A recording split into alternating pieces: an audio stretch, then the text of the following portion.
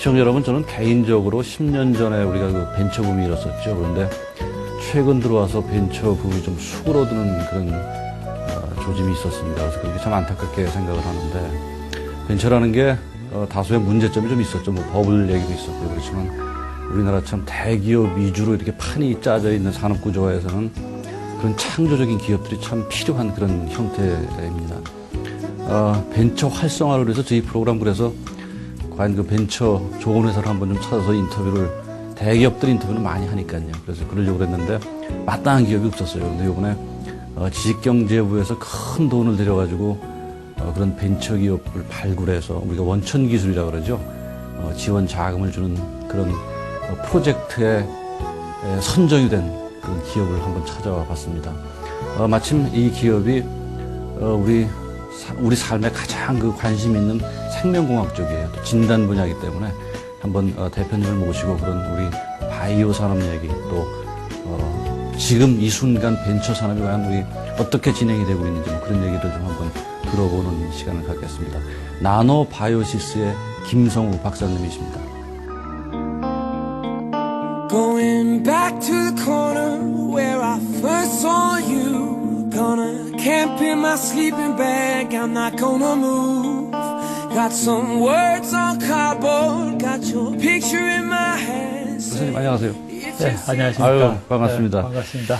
자, 미국 콜롬비아 대학에서 박사학위 하셨어요, 그죠? 네, 맞습니다. 그 학자 얘기를 걸으시다가 무슨 연유로 이렇게 험난한 사업 일을 하시는지 그 얘기는 조금 이따가 좀 듣기로 하고. 네. 우선 지식경제부에서 이번에 프로젝트가 산업기술융합 원천기술개발과제라고 네, 그러죠. 맞습니다. 돈이 굉장히 크더라고요, 액수가. 그렇죠? 예. 액수가 얼마짜리예요?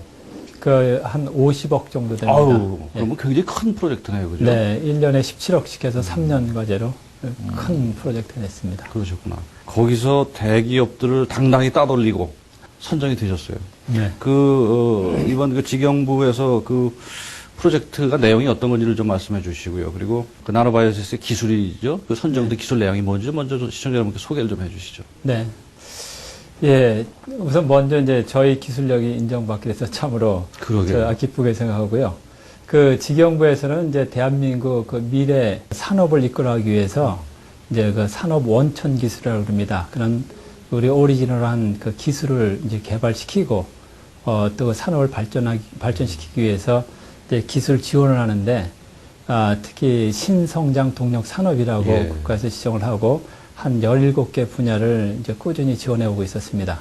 그 중에서 이제 이 바이오 분야에는 이제 그 신약, 또 의료기기, 진단기기, 또 이제 바이오 시밀러, 뭐 이런 등의 이제 분야들을 지원하고 있습니다. 그래서 저희들은 이제 특히 여기 진단 쪽으로, 의료 진단 쪽으로. 바이오 쪽에서 진단 쪽이죠. 그렇죠. 네네. 이쪽을 이제 지원하게 됐고요. 근데 마침 요번에 이제 원천 산업 기술 그 과제 나온 것이 그 호흡기 감염 질환을 어떻게 가장 신속 정확하게 또 현장에서 진단할 수 있겠느냐. 이제 이런 과제를 요청을 했습니다. 그리고 이제 이 산업체와 그 학교와 그 연구기관에서 서로 협동으로 이런 기술을 개발할 수 있으면 팀을 짜서 지원을 하라. 근데 이제 저희가 이제 저희하고 그 카이스트하고 고대 의대 병원하고 이제 같이 이 분야를 이제 팀을 짜서 지원하게 됐습니다. 그래서 이번에 이제 선정된 그 이유를 저희들 보니까 첫째는 현장 진단용으로 저희들이 꾸준히 준비해온 것이 요 타이밍에 정확히 맞았고 또 과제에 정확히 맞았다고 봅니다. 둘째로는 이제 팀워크인데 저희들이 꼭 필요한 그 가장 전문적인 이제 팀을 카이스트하고 고대 의대하고 같이 짰다고 봅니다. 그래서 그분들도 국제적으로 굉장히 그 바이오 센서 분야하고 이런 임상 그 진단 분야에서는 굉장히 앞서 있는 이제 그 기관들입니다. 그쪽하고 저희 기술들이 잘 매치가 되었고 이제 앞으로 이런 그 사업화 가능성이 아주 크고 네. 이 기술이 이 사회에 이제 기여도가 크겠다 이렇게 돼서 한번 선정된 것 같습니다. 마침 요즘 뭐 신종플루 또 얘기 다시 나오고 있어요, 그죠? 예, 맞습니다. 네, 그래서 그런 것도 좀 있을 테고 시기적인 문제도 있을 테고. 네. 또 뭐 이런 게 구제역 그런 거하고도 관련이 있습니까? 네, 맞습니다. 그 구제역이나 이제 신종플루나 둘 다 그 병을 일으키는 건 둘 다 그 바이러스입니다. 그래서 그 바이러스를 이제 정확하게 진단하는 방법이니까 원리는 똑같다고 봅니다. 그렇군요. 예, 그래서 저희들이 이제 모델 시스템으로는 여태까지 신종플루를 중심으로 해왔는데, 이제 그 모델이나 지금 그 지역이나 거의 같다고 이렇게 보면 되겠습니다. 뭐 그런 저런 네. 것들이 잘 시기적으로 또 맞은 면도 있군요. 네, 네, 맞습니다. 아무튼 뭐 너무 축하드리고. 네. 이게 아까 액수가 50억이 맞죠? 지경부에서 지원하는 금액이요? 그렇죠. 1년에 17억씩 해서 3년간입니다. 그럼 우리 아까 카이스트도 있고, 네. 고대병원도 있고, 네. 나노바이오스도 있고, 네. 이렇게 쪼개가집니까? 예, 예, 맞습니다. 저희 그 나노바이시스가 50%, 그 다음에 고대 병원이 30% 이제 임상주로 하게 됩니다. 그리고 이제 그 바이오 나노 센서 개발에 과학원에서 20%, 그래서 카이스트에서 20% 이런 예, 그 비율로 그 연구비가 나눠져야 이 됩니다. 벤처라는 게 아무래도 뭐 사실 자본력이 좀 없는 회사들인데 네. 큰 돈이죠, 그러면 그죠? 예, 아주 큰 돈입니다. 잘 됐네요. 아무튼 네. 뭐 정부가 나노바이오시스의 기술력을 인정한 결과라고 볼 수 있겠죠. 그렇죠? 네. 그 어쨌든 나노바이오스가 결국 벤처에서죠. 틀림없이. 네, 맞습니다. 그 작년 네. 이제 2월 27일 날 저희 회사가 창업이 돼서 이제 나노바이시스로 이제 출범을 했습니다. 김 박사님 미국에서 들어오신 지 언제세요? 그때 왔습니다. 작년 아이, 초에 그럼 와서. 오시자마자 회사 창업하시고. 예, 그런 셈이 됐습니다. 너무 잘 됐네요. 자, 아까 이제 진단사람 말씀을 해주셨는데, 네. 우리가 이제 우리가 처해 있는 위치가 어느 정도인지 한번 파악해 볼 필요가 있죠. 그래서 네, 맞습니다. 진단사업의 세계적인 정도, 수준 이런 것들이 어느 정도고, 네. 또 상대적으로 우리나라의 위치라고 할까요? 그런 걸 좀 말씀해 예. 주시죠. 그리고 지금까지는 이제, 제가 저희 회사를 먼저 소개하면서. 그러시죠, 간단히. 예, 간단히 그런 이제 소개해 지금 현재 실정이 어떤가 그러시죠. 이렇게 보여드리는 게 좋겠습니다. 그래서 일단 저희 회사는 이제 한마디로 얘기하면 그 현장 분자 진단 전문 기업이다. 이렇게 보면 이제 저희가 되겠습니다. 그래서 이제 주로 저희들은 이제 분자 진단에 제일 먼저 그 우선권을 두고서 연구 개발을 했습니다. 근데 이제 이것을 할 때 저희들은 한 세 가지 정도를 이제 동시에 했는데 하나는 이제 진단 기기를 만들어내고 분석할 수 있는 분석 시스템이 필요하고 둘째로는 거기에 이제 필요한 또 진단 칩이 있습니다. 이것을 우리가 랩 오너 칩 혹은 이제 마이크로 플루이딕 칩 이런 랩 얘기를 오너 칩. 예, 랩 칩 오너 칩. 위에 실험실이다 이런 뜻이에요. 예, 맞습니다. 아유, 잘하시네요. 네, 그거하고 또 거기에 이제 정확히 맞는 이제 시약, 그래서 이것을 진단하려고 그러면 어떤 질병을 이제 진단을 할 때마다 그 시약 종류가 달라집니다. 그래서 그 시약 이렇게 세 개로 이제 나눠지는데 이 세 가지를 저희들이 동시에 이제 개발하고 있었습니다. 근데 이제 우리나라 그 진단업계는 이 부분을 각각 따로 이제 개발하고 있었습니다. 그 중에 이제 그래도 제일 많이 사람들이 개발한 부분이 이제 진단 시약. 그래서 이제 그쪽에는 우리나라 아마 대부분의 업체들이 여기에 포함된다 보고, 이제 둘째로는 진단 기기인데 기기는 이제 거의 없다고 보시면 되겠습니다. 그 해외 이제 큰 유수한 업체들이 이 분야를 이제 끌어가고 있습니다. 그 업체들은 이제 이제 Applied Biosystems라든지 로슈라든지 또 바이오레드라든지 아주 대형 업체들이 예, 우리가 일반적으로 듣던 큰 회사들이 이 분야를 끌어가고 있습니다. 거기에 비해서 이제 저희 회사는 좀 이제 다른 접근을 해가지고 저희들이 그 랩 오너 칩과 리얼타임 PCR이라고 하는 두 기술을 접목시켜서 훨씬 더 이제 효율적인 그런 시스템을 만들어냈다고 보면 되겠습니다. 뭐 우리나라도 대기업 참여가 있는 건가요? 또 뭐 삼성 예를 들어서 뭐 LG 예. 현대 뭐 그런 데서 뭐 좀 합니까? 예, 이제 어떤 이제 대기업 하나가 들어와 있는데 그 회사는 자체 기술이라기보다도 지금 이제 중국으로부터 OEM으로 들여서 이제 사업을 시작한 그런 회사가 있습니다. 근데 자체적으로 개발한 회사는 아직 없습니다. 자, 나노 바이오시스의 기술이 어느 정도 앞선 건지를 네. 그래도 과장 없이 좀 소개 좀 해주시죠. 네. 그러면 예로 제가 요 화면을 통해서 잠깐 설명해 그러시죠. 드리겠습니다. 네. 예. 이제 작년에 신종플루로 인해서 전 세계적으로 사람들이 한 16,000명 정도가 죽었습니다. 근데 이것을 공항에서 진단하는 방법이 없어가지고 네. 환자들을 피를 뽑아서 이제 병원에 보내면 한 2, 3일 후에 결과가 오니까 이미 고생할 대로 다 하고 딴 사람에게 그 감염을 시킵니다. 근데 이것을 진단하는 방법이 현재 그 면역 진단 방법이 있었는데 이 방법은 굉장히 부정확해가지고 여기 보이듯이 민감도나 특이도가 너무 낮습니다. 시간도 많이 걸리고, 그죠? 정확도도 떨어지고. 네, 시간은 빨리 하는데 한 10분이면 측정을 할 수 있는데 대신 이제 정확도가 너무 아, 떨어집니다. 그렇군요. 예, 그래서 네. 신뢰하지 못해서 질병관리본부에서 이걸 쓰지 말아라. 대신 이제 유전자 진단법을 써라.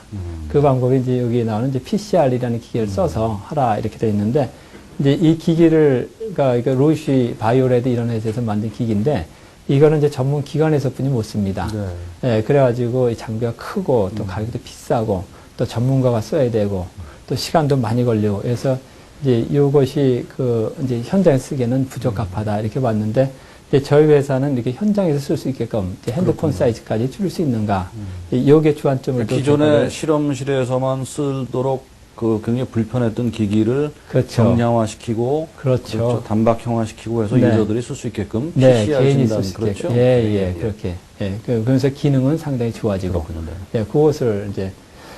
그래서 이제 금년에 만들어낸 것은 지금 현재 요 기기인데 여기 큰 기기는 이제 로시 겁니다. 가장 네. 대표적인 이제 시장을 주도하고 있는 회사 건데 거기에 비해서 저희들께 시간을 한 10분, 그 다음에 사이즈도 아까처럼 3분의 1 정도 사이즈, 가격도 훨씬 싸게 이렇게 만드는 쪽에다가 이제 주안점을 두고 만들었습니다. 네. 결국은 얼마나 빨리 또 정확하고 또 얼마나 경제적으로 하느냐가 지금 예, 정확히 맞습니다. 그런 예. 그 개발의 관건인데 이제 예. 인류하고 지금 미생물하고 싸움이 이게 또 보이지 않는 데서 계속 돼 왔죠. 네, 뭐 맞습니다. 인류가 이기고 있는 겁니까? 미생물이 이기고 있는 겁니까? 그거는 이제 결론은. 뭐, 계속 인류가 이기고 있다고 봐야겠죠. 저희들이 더 좋은 시스템 가지고 진단하고 또 치료제를 개발하고 또 그쪽에서는 제가 또 살아나기 위해서 또 자기 변종을 만들어서 도망가고 그런 형태로 보면 되겠습니다. 서울대에서 석사학위 하셨고 콜롬비아에서 박사학위 하셨고 네. 또 하버드에서도 뭐 리서치를 하셨죠. 네. 호련히 그렇게 학자로서 공부하시다가 아까 모두에 제가 말씀드렸는데 네. 갑자기 이렇게 그 최첨단 기술을 개발해야 되겠다 이렇게 해서 네. 사업체를 해야 되겠다 하는 배경이 어디 있을까요?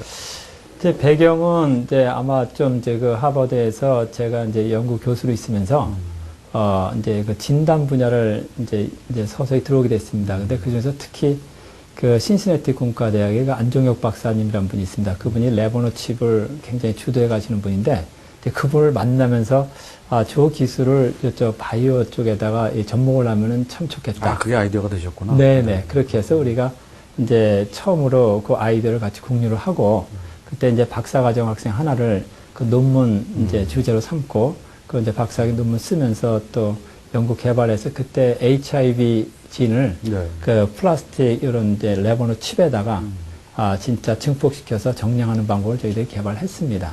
그래서 그게 이제 처음 근데 여기 이제 그 화면에 보이듯이 그때 개발한 그렇군요. 그 연구 결과입니다. 지금 이 진단기기라는 것이 역시 그 공학 아까 우리 안 네. 박사님이라고 그러셨죠? 네네. 그 안종혁 공과대학교 박사님. 출신인 것 같은데 네네. 그 전자공학 그런 뭐 예. 바이올로지 그런 것들이 다 융합돼 가지고 이런 기기를 맞습니다. 생성하는 융합입니다. 거죠. 네. 예.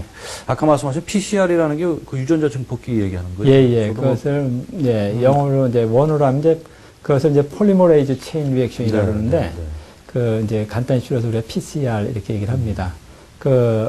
그것은 이제 일반인들이 좀 이해하기는 힘든 건데 유전자마다 자기 고유의 염기 서열이 있고 그것을 우리가 잘 디자인하면 고기만 유전자를 증폭해낼 수 있습니다. 네. 그래서 이 PCR이라는 방법을 쓰면은 그 유전자가 한 개가 두 개가 두 개가 네 개, 네 개가 여덟 개 이런 식으로 2의 n승으로 증폭시킬 수가 있습니다. 그래서 우리가 한 30회 정도 그 반복해서 이 반응을 시키면은 그럼 한 2의 30승배, 즉 한 약 1억 배 정도를 우리가 증폭시킬 수 있습니다. 그래서 이런 기술이 이제 개발됐기 때문에 이 기술을 응용한 겁니다. 고등학교 때 그 생물을 지지리도 못했던 저로서는 이해하기가 쉽지 않은 부분인데 어쨌든 병원 가서 제가 PCR이라는 얘기는 들어봤어요. 네, 그거구나. 굉장히 정밀한 그러게요. 정확한 방법입니다. 지금 현재 병원에서 사용하고 있는 진단 방법들 현재 기존에 쓰고 있는 것들이 그런 장단점들이 조금 있는 거죠, 그러니까요. 예, 이제 여태까지는 이제 요 방법보다도 이제 아무래도 이제 재래식 방법을 계속 쓰고 이제 법도 바뀌어야 되니까 네. 이제 기존 방법을 오랫동안 씁니다. 근데 그것이 바로 이제 면역 진단이라는 방법이 있습니다. 네. 근데 면역 진단 방법에 있어서 한계를 느끼니까 아까 키트도 못 쓰게 했듯이 거기에 부정확성 그리고 이제 이것을 민감도를 한 1000배 정도 늘리려고 그러면은 한 10년에서 20년 정도 이제 그렇게 시간이 걸려왔습니다. 근데 이거는 한 1시간 정도면은 이제 한 1억 배 이렇게 올리니까 이제 기술이 변천이 되는 거죠. 자, 우리 시청자들이 아무래도 이해하기가 조금 난해한 부분들이 있는데 뭐 이렇게 하면서 공부를 하는 거죠. 뭐. 네. 그 아까 안 박사님이 개발했다라는 네. 그 랩 오너 칩, 예. 그죠? 그 네. 개념을 다시 한번 그 뭐 직역을 하면 이제 아까 말씀드렸지만 네. 칩 위에 있는 연구시다 이렇게 우리가 예, 직역이 맞습니다. 되는데 예. 그 용어의 정확한 뜻이 뭐고요? 그다음에 예. 그 대표님 제품이 어떻게 적용이 된 건지 설명해 주세요. 네. 그 여기 또 이제 잠깐 그 그림 보이시면은 그 어떤 이제 산업의 변천사라고 볼 수 있겠는데 이제 기존에는 반도체 칩이 굉장히 그 역사를 바꿔왔습니다. 근데 저는 조그마한 칩 안에 구리선들, 전선줄이 쭉 밀집되게 있는 것이고 이제 DNA 칩, 단백질 칩이라 그러면은 이제 DNA나 그 이제 단백질이라고 하는 그런 이제 생체 물질들을 아주 집적해 놓은 겁니다. 근데 이 레버너 칩이라고 그러면은 저 그림에서 보듯이 사람들이 실험실에서 일하고 있는데 저 굳이 사람이 하지 않고 저 마이크로 아주 미세 혈관과 같은 아주 마이크로 그 플루이딕 채널들을 쭉 만들고 그 연결시켜서 그 안에서 이제 그 실험을 할 수 있게끔 만들어주는 시스템입니다. 그래서 이것을 우리가 레버너 칩이라고 그러고 이걸 통해 가지고 이런 이제 미세 그 밸브라든지 여러 요소 기술들을 이용을 하게 되면은 이제 정확하게 이제 쓸 수 있습니다. 그래서 이것을 하게 될 때 이제 리얼타임 PCR에서 이게 왜 중요하냐면은 여기 보면 그 튜브 왼쪽에 튜브로 사람이 손을 잡고 있는데 튜브는 한 튜브 하나당 그 반응을 하나 시킬 수가 있습니다. 그래서 한 균 하나를 재더라도 저 하나뿐이 못하는데 이 칩을 쓰면 조안해서 이제 각종 그 처리도 할 수 있고 거기서 진단도 이제 동시에 여러 가지를 할 수 있습니다. 아까 말씀하신 리얼타임 뭐라 그랬죠? 리얼타임 PCR. 리얼타임 PCR에서 리얼타임이 의미하는 거는 동시성을 얘기하는 거죠. 그죠? 예, 바로 검사해서 실시간으로 그렇죠. 바로 그 나오는 시간에서 거. 바로 타임 소위 그 시간 격차 없이. 그죠? 시간 격차 없이 지금은 우리 데이터를 주면은 그다음에 며칠 기다렸거나 몇 시간 아니고 기다리는 거 그 자리에서 바로 그걸 리얼타임이라고 그러죠. 예, 그죠? 예, 맞습니다. 그래서 여기 그 레버너 칩을 사용하게 되면은 그림에 보듯이 이제 점선으로 좌측 우측 나눠져 있는데 우측은 이제 유전자 증폭해서 정량하는 이제 그 파트고 앞에는 이제 그 전처리라고 그럽니다. 이제 무슨 혈액을 어떤지 채취하면 거기서 이제 유전자를 뽑아야 되는데 뽑는 그 과정을 얘기를 합니다.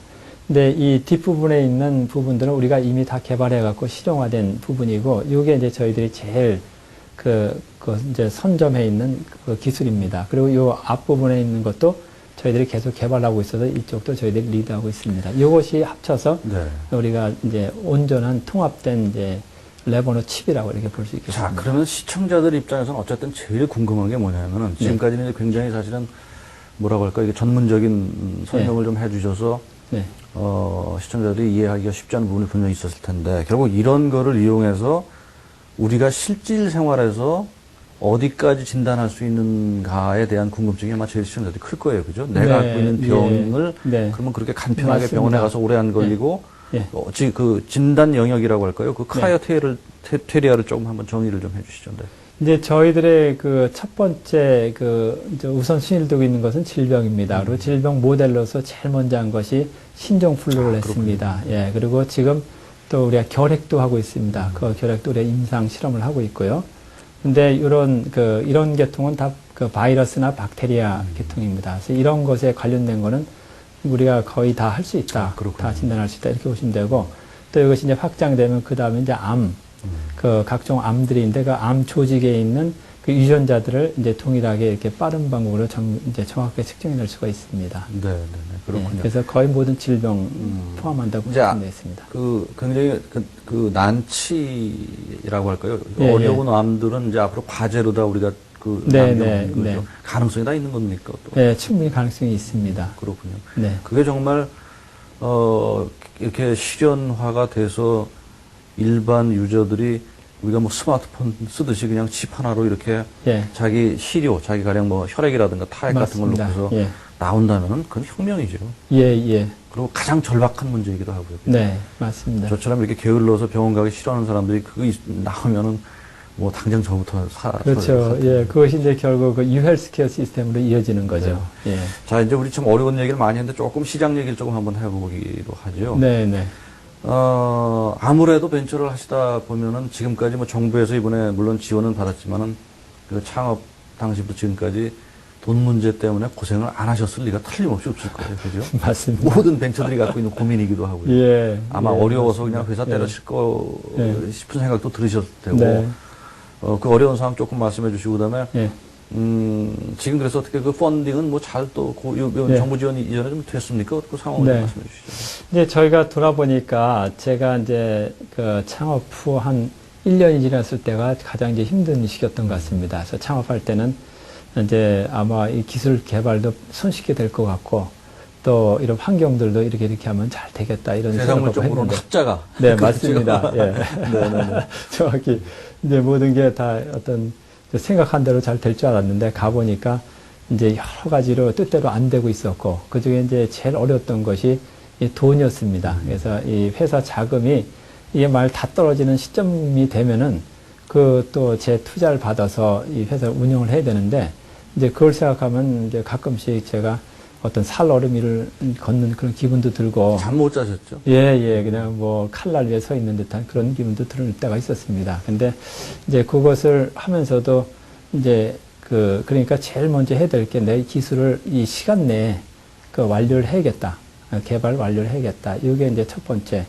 그래서 그쪽 기술 개발에 더 포커싱 했고, 둘째로는 이 가지고 있는 이제 제가 그 투자받은 금액을 이제 잘 하여튼 절약하고 하여튼 효율적으로 써서 최대 효과를 내도록 해야겠다. 이제 이러면서 요거에 대한 이제 신용을 어느 정도 이제 쌓았습니다. 그렇게 해서 또 국가에서 국가과제를 이제 우리 중기청으로부터 또 이제 지원을 받고 또 외부에서 이제 저희 이제 진행되는 걸 보고 기술을 인정해서 또 투자를 받고 이제 이러면서 저희가 하여튼 운영을 이제 잘 이끌어오게 됐습니다. 네, 사실은 뭐 오프닝에서도 그런 말씀을 드렸지만은 벤처 활성화라는 뭐 국가적 명제가 사실 있는 건데 그런 쪽에 이제 부합을 제가 좀 저희 프로그램도 좀 일조를 해야 되겠다는 생각을 했었어요. 그래서 네. 그동안에 맨날 뭐 인터뷰 대담 제가 1시간 동안 장기 인터뷰하는 게 대부분 큰 기업의 CEO들이란 말이에요. 네. 그러다 보니까는 이거 그렇게 가서는 안 되겠다는 생각을 제가 좀 했고 근데 또 특정 기업을 이렇게 잡아내가지고 뭐 또 하다 보니 이게 무슨 회사 홍보처럼 또 될 수도 있고 그래서 그렇죠. 예. 그 고민의 결과가 뭐였냐면 아까 말씀드린 것처럼 정부가 선택해주는 기업은 한번 우리가 들여다보자 해서 오늘 사실 그런 취지였었는데 결국은 그렇게까지 선정을 돼서 방송까지 왔다라는 거는 나름대로 성공하신 거죠. 아유, 감사합니다. 그렇죠. 앞으로도 갈 길이 멉니다. 갈 길 멀죠. 예. 지금 뭐 현재는 이제 자신감이 좀 생기셨어요? 또? 예, 자신감이 많이 생겼습니다. 네. 이제 지금 단계 오니까 이제 그 이전까지는 이번 이제 이전까지는 개발 이전까지는 제가 사람들을 많이 찾아가야 됐고 또 한국에 와서 이제 아직까지 네트워크가 형성이 안 돼 있고 또 저희 회사가 알려져 있지 않은 상태라서 이제 참 도움 먹기가 참 힘들었습니다. 근데 이제 저희가 이런 완성된 제품을 이제 보이고 또 국가에서 인정해 줌으로 인해 가지고 이제 국가에서도 어떤 평가위원이나 기획위원으로도 저를 초청해주고 또 세미나도 초청해주고 이러면서 이제 인식이 많이 좋아지고 좋은 네트워크도 꾸며지게 됐습니다. 자, 우리 어쨌든 이제 목표를 좀 크게 잡아야 되겠죠. 아무래도 이렇게 네. 됐으니까 예. 지금 그 진단 장비 시장 규모를 네. 우리가 한번 잠깐 좀 보고 가죠. 예. 세계 시장도 있을 테고 그렇죠. 예. 또 우리나라 시장도 있을 테고 그 시장 상황을 조금만 한번 간단하게 좀 말씀해 주세요. 예. 그 국내 시장을 봤더니 아직까지 이제 국내 시장은 작습니다. 저희가 이제 그 조사한 바로는 지금 현재 한 436억 정도 정도 아직은 되고. 시장 규모는 그렇게 크진 않군요. 네. 근데 이제 그 세계 시장은 한 3.7조 원. 아유. 거기는 엄청 크죠. 그래서 그리고 이제 2014년 정도가 되면은 한 50조 정도를 이렇게 추정을 하고 있습니다.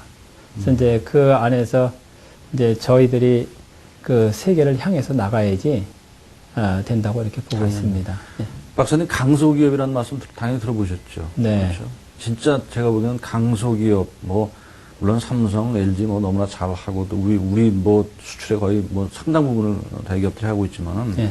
참 저는 부러운 게 강소기업들이에요. 예. 조그맣고 네. 그렇지만 알차고 네. 그래서 그런 기업들이 나가서 짭짤하게 벌어들이는 수입이 있어야 네. 우리가 산업화의 어떤 안정적 구조가 될 텐데 또 네, 고용 맞습니다. 문제도 그런 조그만 기업들 우리 네. 지금 고용 문제가 참 문제가 뭐냐면 다 대기업들만 가려고 그러니까 그게 문제가 네, 되는데 예. 조그만 기업들 들어가서 대우 잘 받고 예. 이런 구조가 돼야 된다는 의미에서 예. 우리 나노바이오시스가 아무튼 국내 시장만 안주하지 말고 그죠? 네.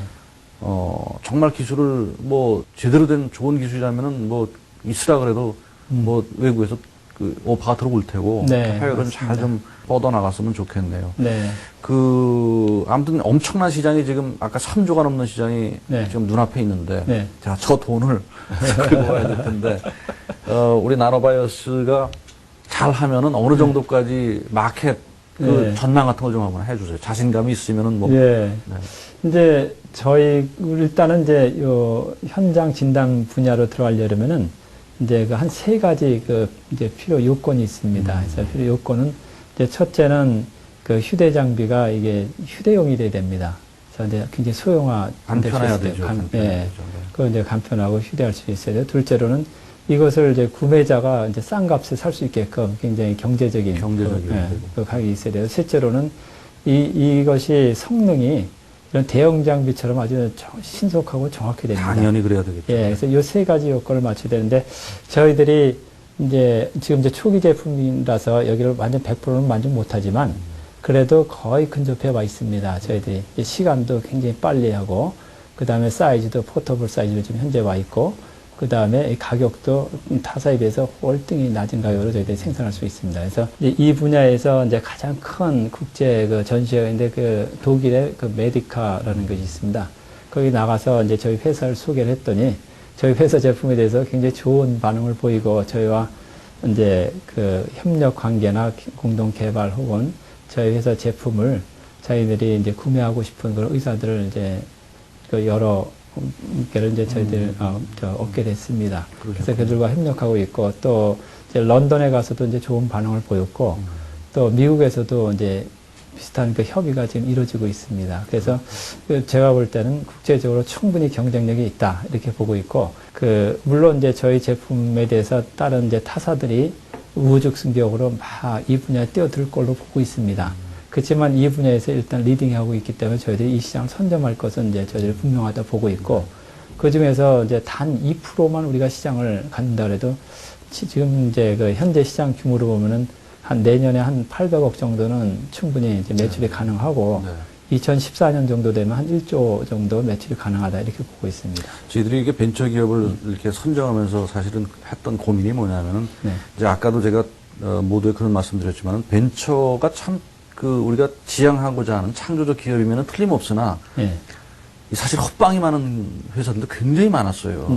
그래서 이게 잘못 소개했다가는 굉장히 프로그램 오해받고 그래서 그런 신뢰성의 문제가 있었는데 아무튼 좀 그야말로 뭐라고 할까요? 그런 신뢰적인 측면에서 이 거품 안 끼게 좀 그렇게 잘 좀 운영을 했으면 하는 그런 바람이 듭니다. 박사님 진단 시장이라는 게 지금 양쪽으로 이렇게 팽창이 될 거라는 예측을 해주셨는데 질적으로도 아무래도 변화가 좀 있겠죠? 그렇죠. 어떻게 회사가 그런 변화에 좀 대응할 건지에 대해서까지 같이 말씀해 주시죠. 네, 질적이라고 하는 것이 아까 말씀드렸듯이 이런 이제 큰 로시나 바이오레드에서 가지고 있는 그 큰 시스템들은 병원용이나 연구용으로는 아주 적합한데 이제 이런 소형 장비로는 이제 휴대용 또 현장 진단용으로는 거의 적합하지 않습니다.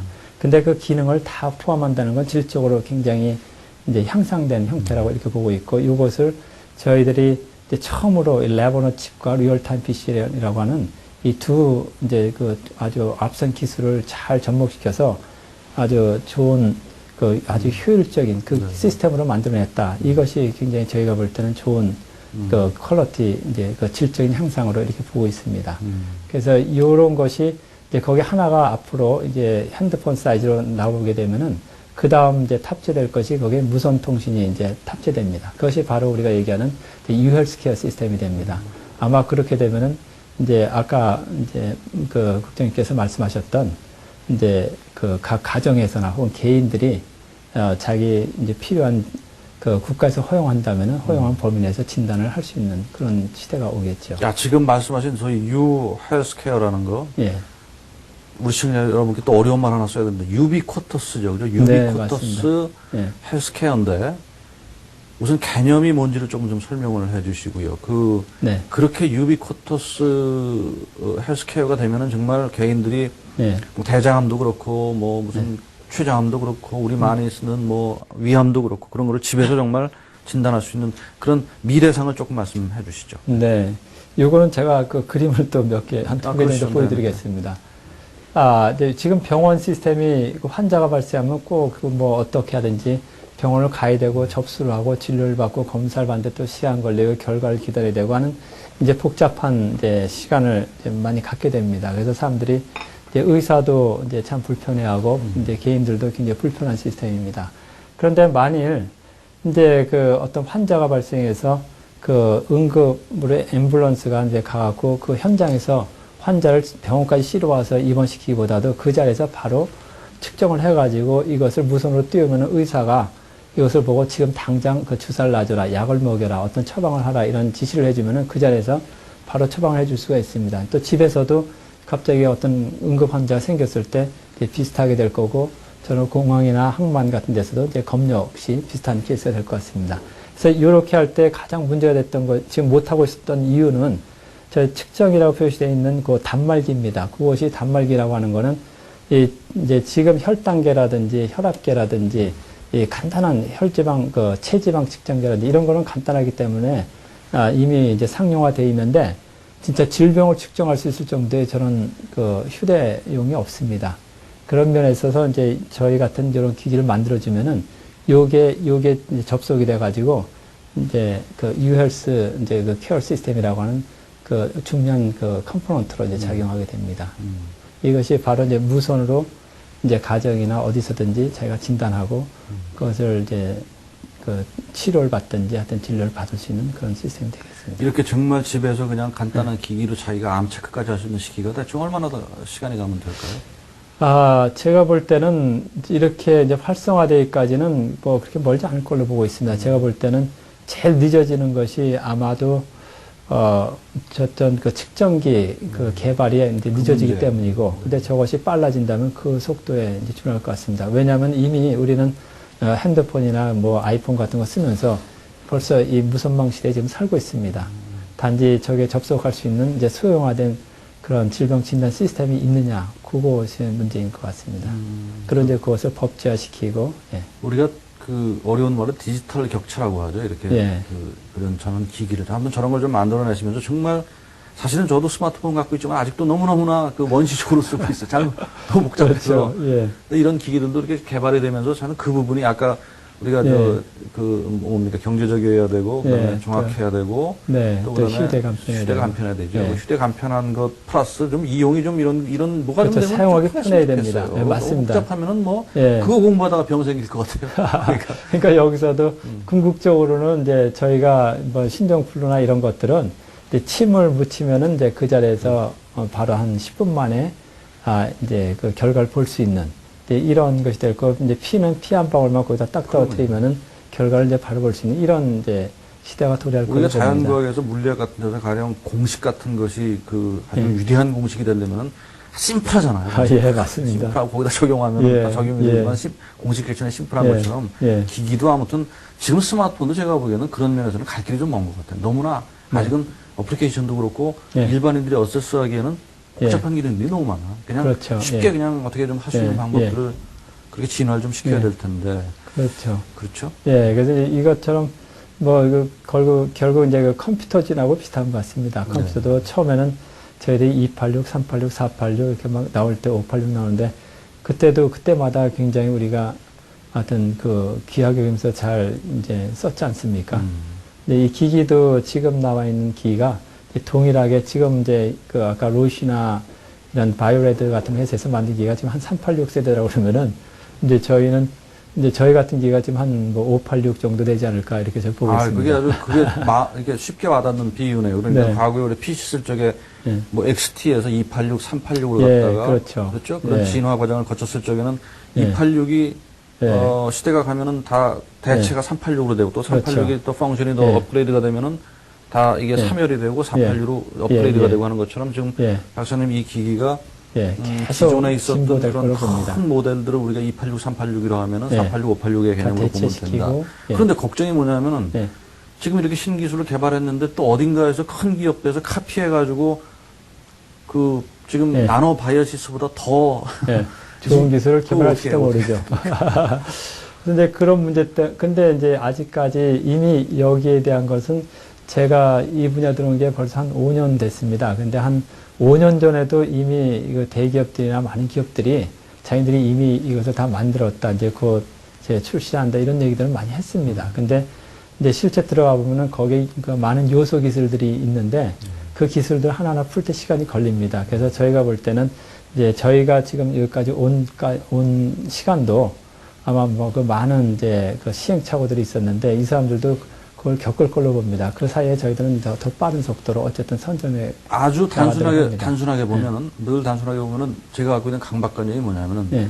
우리가 무한 경쟁 시대라고 얘기를 하지 않습니까? 네, 맞습니다. 과학기술이라는 게 뭐 말 그대로 무한 경쟁인데, 예. 조그만 데서 죽어라고 만들어내면은 자본력이 훨씬 더 큰 기업들이 들어와가지고 네. 싹 기술 빼가지고 네. 그러고 하면은, 결국 그래서 조그만 기업들이 살아나기가 어렵다는 얘기죠. 예, 맞습니다. 그거를 쫓아가기 위해서는 아무튼 조그만 기업들이 정말 피나게 그렇죠. 하지 않으면 안 되죠. 네. 그래서 그런 불안감 때문에 제가 그냥 강박적으로 제가 좀 여쭤본 건데, 네, 아무튼 그런 일이 없어야 되겠죠. 네. 그죠?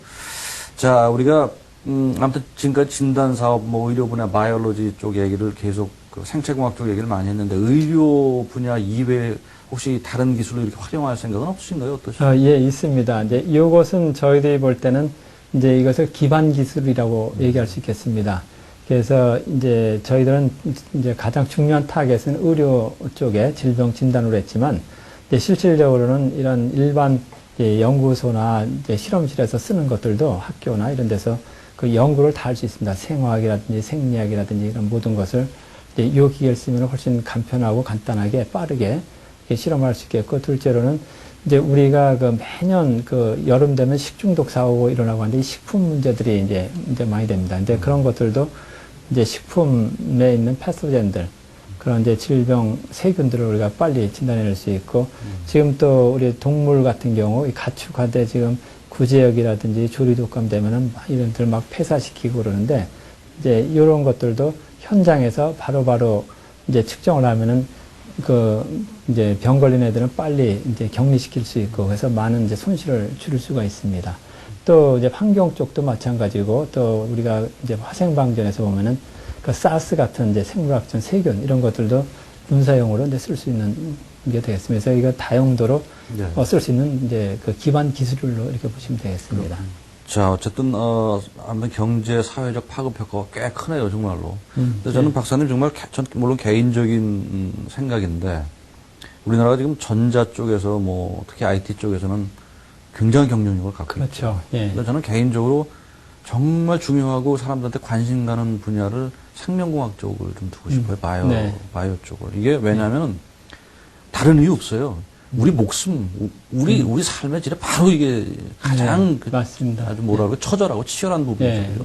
내가 죽고 사는 문제인데 생명공학 쪽만큼은 정말로 실제로 부가가치도 훨씬 더 전자공학 쪽보다 못할 게 없고 오히려 그 이상일 수 있고요. 그래서 우리나라 바이오 산업, 뭐 사실 제가 일반 기업 대표 같으면 제가 이런 질문 안 드릴 텐데 박사님이시니까 그런 그 프로스펙티브, 그 전망을 좀 그 우리나라 바이오 산업의 현 주소하고 앞으로 좀 이게 어느 정도 발전 가능성이 있다고 보세요. 제가 개인적으로 궁금합니다. 그 말씀하시고 이제 지적하신 대로 이 바이오 산업이 굉장히 중요한 거는 이제 저도 동감을 합니다. 그래서 이제 이 분야를 해보니까 참 그 앞으로 갈 길은 멀지만 그렇지만 이제 새로운 게 참 많고, 또 그것을 하나 해결하면은 그 우리한테 줄 어떤 의료적인 또 생활적인 그 파급 효과가 굉장히 클 것으로 이렇게 보고 있습니다. 근데 이제 여기에는 그 한국뿐만 아니라 사실은 전 세계적으로 그 기술이 굉장히 그 어떤 초기 단계로 이렇게 보고 있습니다.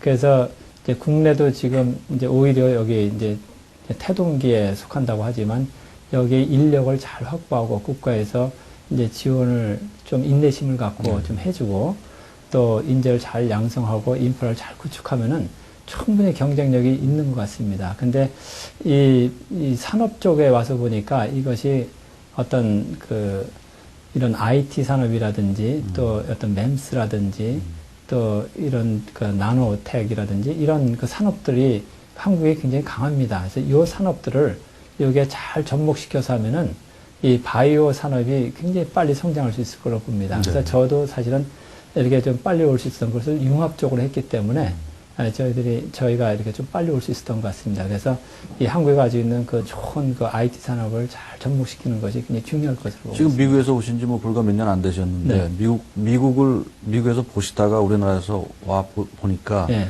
가령 인적 사항이라든가, 네. 뭐 여러 가지 정부 지원 같은 문제에 대한 평가가 있을 거예요, 나름대로. 어떻게 보세요? 네, 네. 그 전체 규모로 보면은 이제 물론 미국하고 비교할 수는 없습니다. 미국에서도 이제 미국 전체 예산을 보면 옛날에는 저 나사라든지 그 국방 쪽에 그 아미 쪽에 그 굉장히 큰 예산을 측정했는데 요즘에는 제일 큰 데가 NIH, 예, 국민 건강에 제일 많이 쏟고 있습니다. 근데 한국에서도 이 분야의 중요성을 인식하고 많이 이제 그 지원을 하고 있는데 그 이제 외국이나 또 국내에서 아주 잘 그 훈련된 네. 그 좋은 인력들이 한국에 많이 포진돼 있고 또 그분들이 이제 아주 열심히 일하는 분들이 꽤 많이 있습니다. 그래서 이제 그분들이 좋은 그 인프라를 잘 구성해주고 좋은 제자 양성하고 또 이 산업하고 잘 연계시키면은 제가 볼 때는 미국이나 뭐 한국이나 그렇게 큰 차이가 없지 않을까 저는 그렇게까지 좀 보고 있습니다. 이거는 전혀 제가 그냥 저도 생각을 안 했다가 갑자기 네. 좀 드리고 싶은, 우리나라 양방하고 한방하고 많이 싸우잖아요. 네, 맞습니다. 한방. 예. 우리 김 박사님 보시기에 우리나라 한방 쪽에 예. 그런 쪽으로의 어떤 그 예. 어프로치라고 할까? 예. 김 박사님은 나름대로 네. 어떤 가치가 있다고 생각합니까? 아니면 예. 하도 쌈들어 하니까 난 참 네. 그게 못마땅하더라고요. 예. 그리고 굉장히 내가 보기엔 한방이 가치가 있는 항목으로 저는 개인적으로 보는데, 지극히 개인적인 그렇죠. 질문이에요. 예. 그 굉장히 이제 그것을 뭐 우리가 명확하게 얘기하기는 힘든데, 이제 한방하고 이제 현대의학 쪽에서는 차이가 약을 생각하면 양약 쪽에서는 그 약의 성분이 명확해야 됩니다. 한 가지 성분이 명확한 성능을 보여야 된다. 이것이 명확치 않으면은 약으로서 인정을 해주지 않습니다. 근데 한방은 그것이 명확치는 않지만 여러 개가 막 섞여가지고 이제 결과적인 어떤 효과를 보이면은 그게 참 그 큰 약으로서의 차이죠. 효과가 있다 이렇게 네. 보고 있습니다. 그래서 이거는 이제 조금 다른 측면인데 그것을 좀 한방도 더 연구할 필요가 있다고 맞아요. 봅니다. 저는 뭐 네. 그러니까 이걸 무조건 부정하지 말고 네. 내가 모르는 또 우리가 현재 그렇죠. 정의하는 개념이 절대적이 아니다라는 가정하에 과학자들은 내가 보기에는 예. 물론 너무 황당하면 그건 말이 안 되지만 그렇죠. 그런 크라이테리아를 이렇게 넓혀갈 그렇죠. 가능성은 예. 그런 잠재성은 늘 예. 우리가 인정을 해야 될 것 네. 같다는 생각이 듭니다. 네.